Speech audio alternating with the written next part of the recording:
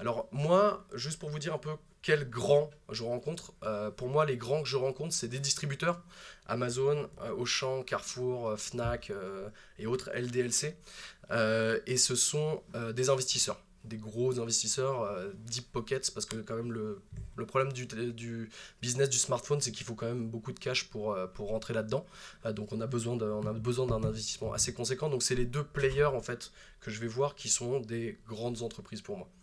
Donc pour moi en fait la relation start-upper grosse boîte, on appelle ça les MNC dans le jargon multinational corporation, je pense que c'est qu'une question de perception en fait. Donc il y a deux choses. D'abord, pour tout ce qui est prestataire, donc des gros prestataires, par exemple une agence de pub, une agence RP, etc., il n'y a pas de différence entre une petite boîte et une grosse boîte. Du moment qu'on est là pour les payer, ils nous regarderont du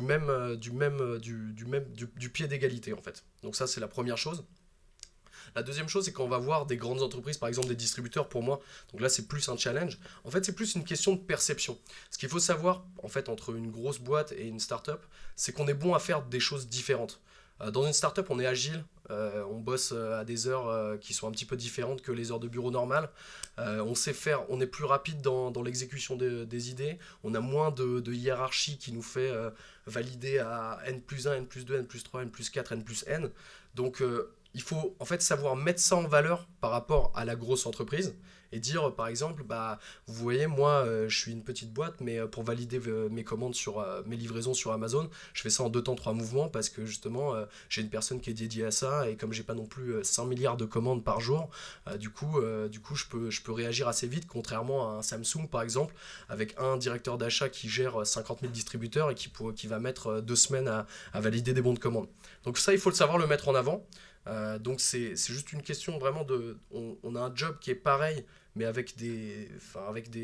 comme je suis start-upper, j'ai une perception différente. Et comme je viens d'une grande entreprise, une perception différente. Et il faut savoir, en fait, pour moi, il faut savoir mettre en avant ce que nous, start-upers, on sait mieux faire qu'eux. Et dire que voilà, c'est une synergie. Et il n'y a pas de, y a pas de, y a pas de mauvaise chose dans une startup, il n'y a pas de mauvaise chose chez un grand. C'est juste qu'on sait faire les choses différemment. Et ça, le mettre en avant, c'est s'ouvrir tout seul la porte d'un grand. Et pourquoi je travaille aujourd'hui avec Amazon, pourquoi je travaille aujourd'hui avec Auchan, c'est parce que j'ai su leur dire que moi je serai agile sur les livraisons, je serai rapide sur les livraisons. Il y a des choses que je fais mieux que les grands. Et ça, ils l'ont vite compris. Et c'est pour ça qu'ils ont décidé de signer avec moi.